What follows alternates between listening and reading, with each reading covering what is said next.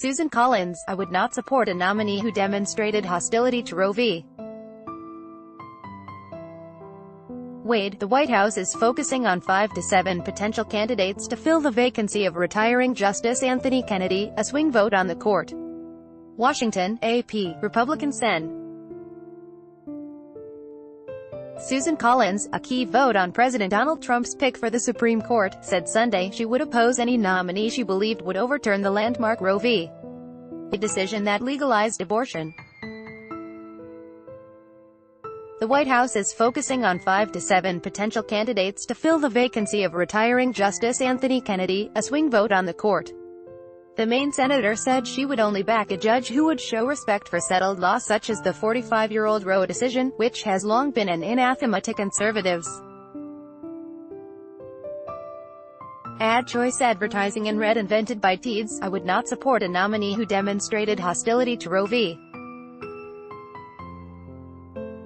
Wade because that would mean to me that their judicial philosophy did not include a respect for established decisions, established law. Collins said. Advertisement such a judge, she said, would not be acceptable to me because that would indicate an activist agenda. Trump spent the weekend at his New Jersey golf club conferring with his advisors, including White House counsel Don McGahn, as he considers his options to fill the vacancy that might make precedent-shattering court decisions on abortion, health care, gay marriage and other issues. The president told reporters Friday that he was homing in on up to 7 candidates, including 2 women, and would announce his choice on July 9. Trump is expected to begin his search in earnest this week at the White House and said the process could include interviews at his golf club before he reaches a final decision following the 4th of July holiday. During his 2016 campaign and presidency, Trump embraced anti-abortion groups and vowed to appoint federal judges who will favor efforts to roll back abortion rights. But he told reporters on Friday that he would not question potential high court nominees about their views on abortion, saying it was inappropriate to discuss. The Supreme Court legalized abortion in 1973, but anti-abortion advocates hope Roe v. Wade will soon be overruled if Trump gets the chance to appoint a justice who could cast a potentially decisive vote against it. Advertisement without Kennedy. The High Court will have 4 justices picked by Democratic presidents and 4 picked by Republicans, giving Trump the chance to shift the ideological balance toward conservatives for years to come. Both Chief Justice John Roberts and Justice Neil Gorsuch, Trump's first pick to the High Court, have indicated more broadly that they respect legal precedent.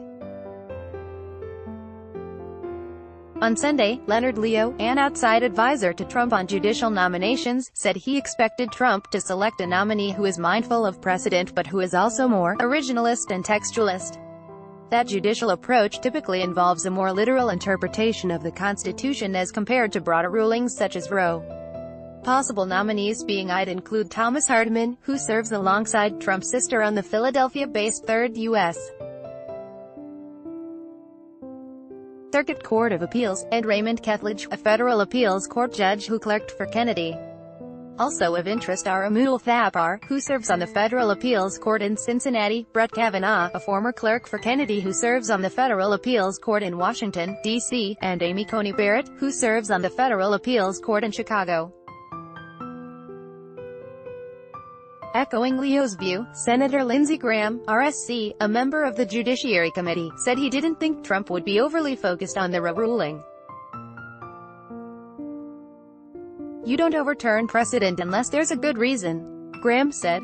"I would tell my pro-life friends, you can be pro-life and conservative but you can also believe in stare decisis," he said, citing the legal term involving legal precedent that means to stand by things decided. Advertisement. Republicans hold a narrow 51-49 majority in the Senate, and it's even closer because of the absence of ailing Sen. John McCain of Arizona. Even though McConnell changed Senate rules last year to allow confirmation by simple majority, if Democrats hold together, he cannot afford defections. Vice President Mike Pence can be called on to break a tie. Collins appeared on ABC's This Week, and CNN's State of the Union. Leo spoke on Fox News Sunday, and Graham was on NBC's Meet the Press. By Taboola. Sponsored links, promoted links. You may like Robert Half job hunting. Send us your resume today. Robert Haffenda Hamaway 15 awesome Thailand villas cheaper than a Singapore taxi ride. Hamaway and Vikings, free online gameplay. This for 1 minute and see why everyone is addicted. Vikings, free online game. Undo family-minded cat breeds that will cozy up to you. Family-minded and Stanford American International School. 6 tips on moving to your new home in Singapore. Stanford American International School on a Throne, free online game. Chess players around the world are falling in love with this strategy game. Throne, free online game. Undo.